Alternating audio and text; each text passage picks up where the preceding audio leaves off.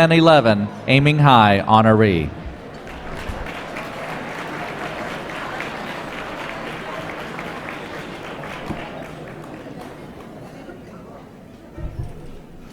Good afternoon. I'm delighted to introduce you to Pamela Carter.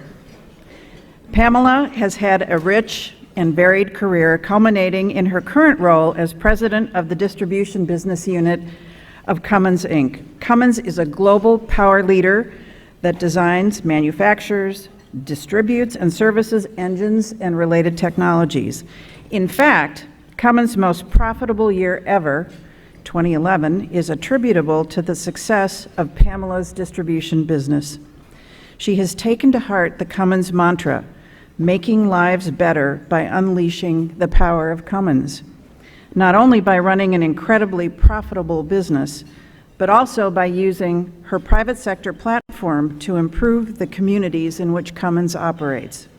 She is herself a global power leader, and the impact she has made at the helm of this business cannot be underestimated.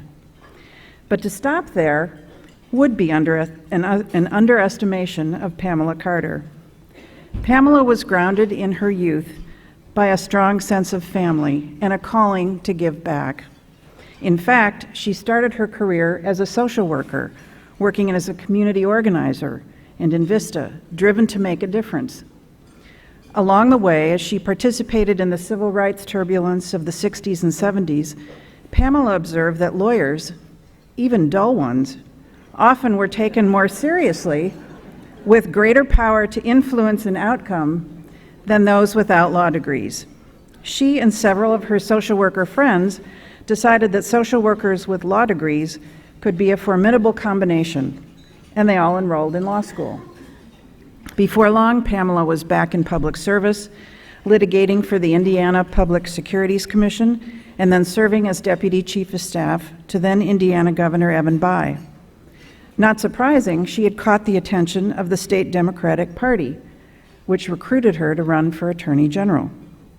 She became the first African American woman ever elected as an Attorney General in the United States. After 4 years, with a remarkable 80% approval rating, now who can claim that these days, and a string of accomplishments, Pamela left public office, recognizing that power's not a goal in itself, but only something you use until you achieve what you set out to do, which is what she had done. Pamela briefly returned to law practice, but was quickly recruited by one of her clients, Cummins, to become general counsel in 1997, which made her another first, the first African American woman to become general counsel at a Fortune 500 company. After 3 years, she moved into a business role, which led to a string of promotions and Pamela's current role as president of Cummins Distribution, where she oversees 13,000 employees operating in 190 countries. Describing Pamela only by reference to career accomplishments leaves an incomplete picture of what is so special about this woman. Pamela is anchored by her family. As a young girl growing up in the civil rights era, her parents instilled in her the confidence that she could accomplish anything she set her mind to do. And even in the midst of the heady career I've described for you, Pamela has plainly instilled the same in her own children. I had the pleasure of speaking to Pamela's son, Mike, who's here, and it was clear, even more from the way he said it than what he actually said, that Pamela has achieved all she has, partnering with her husband, in a way that left Mike and his sister, Marcy, who is also here, feeling enormously supported and proud of their mother's achievements, but yet confident that at the core, they were the center of her universe. Mike recalled being toted around social work sites by his mother and then law school when she was pregnant with his sister, and he vividly remembered her ducking out of her office when she was Attorney General, meeting her husband to catch a child's basketball or baseball game. But perhaps among her most extraordinary feats, she diverted her daughter's long-planned wedding in the Bahamas out of the path of Hurricane Irene to pull off a perfect wedding in Nashville in just 2 days. Think about that. Defeating a hurricane. I want this woman on my team. When I asked Mike what he had learned from his mother, who among us wouldn't be gratified to hear our child give these 3 answers? She instilled in us a desire to help, to give back. No matter what the context, do the right thing, no games, no cutting corners, and lift as we climb, mentor and support those coming after us. Ladies and gentlemen, Pamela Carter.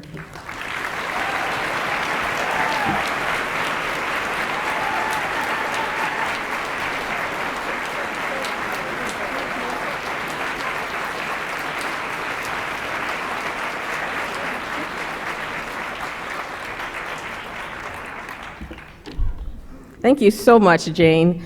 And can you give her another round of applause? She was an honoree from last year. Good afternoon to each and every one of you. Oh, there we go. Whoever decided upon the title of this luncheon called Aiming High, I thought was very, very prescient, because we really do need to aim high. We need to aim high for women's rights. We need to aim high for children, and the female child in particular, coming along in the 21st century. We also need to aim high for the best of America. We need to aim high for limited cynicism, aim high for the kind of future that I know America can still provide. Why do I know that? Because I'm going to tell you a story about people that influenced me to aim high, who accomplished just that and more. I stand here actually only as a representative and as a product of those who were much greater than I will ever be. My great-grandfather was a slave, and he was a part of a large plantation in Georgia. And he was a blacksmith, and he provided all of the smithy work of that entire village. And he also did a lot of the ornamental ironwork that you often see in the Southeast. He was well respected as a slave. The Emancipation Proclamation came along, and so the story in our family goes, at some point, the master gathered everyone together and said, hey, by the way, the president has passed on this proclamation, which isn't a law. I mean, he didn't go into that, but it's a proclamation that you're free and you can go on and leave.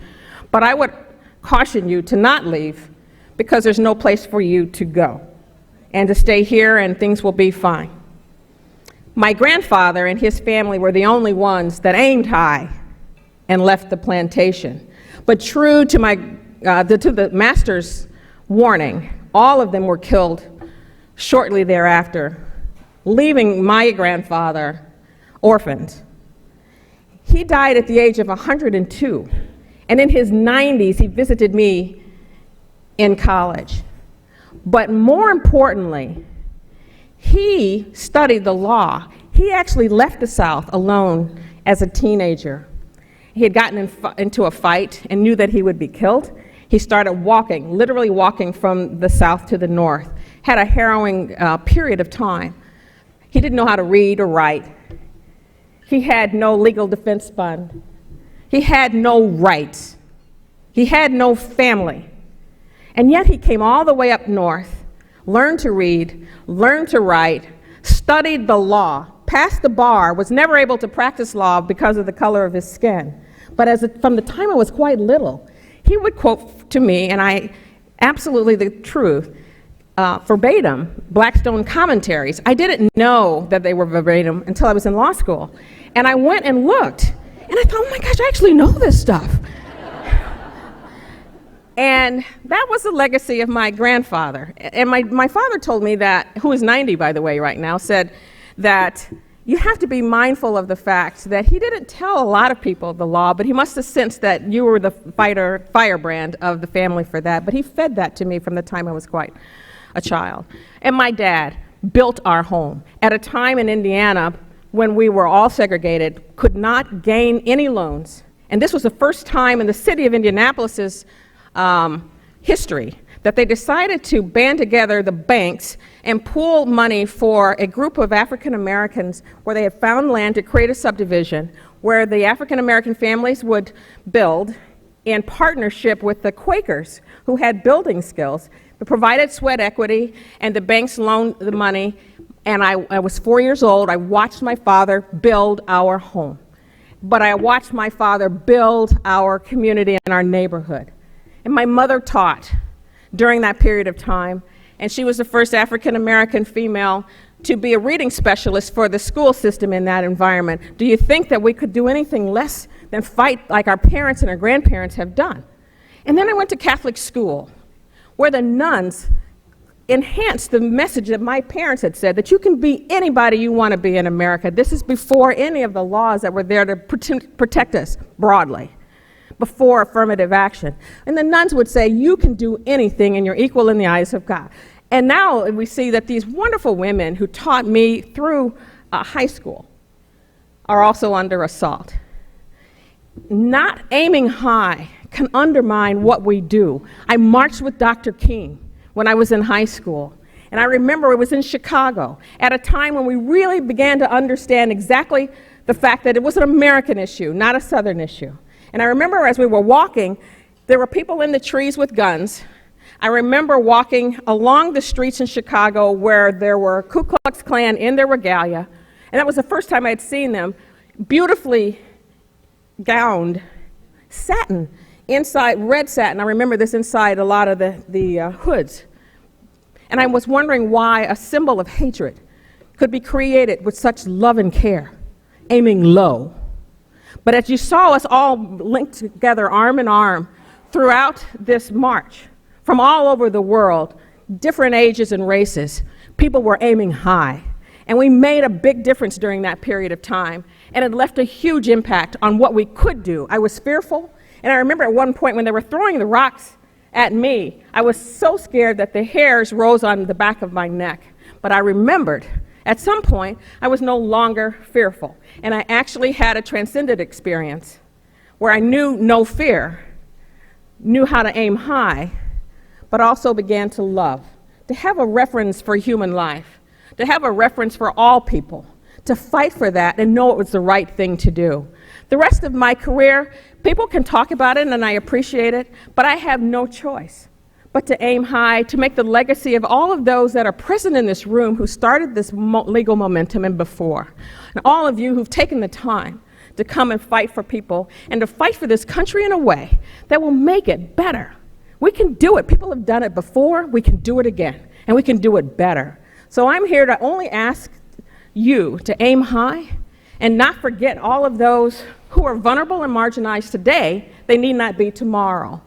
And just to remember to support those who have fought so hard for all of us to be here together, fighting for the laws in the 21st century, fighting for our country, fighting for women, fighting for children. And the last thing I'd like to say is my family.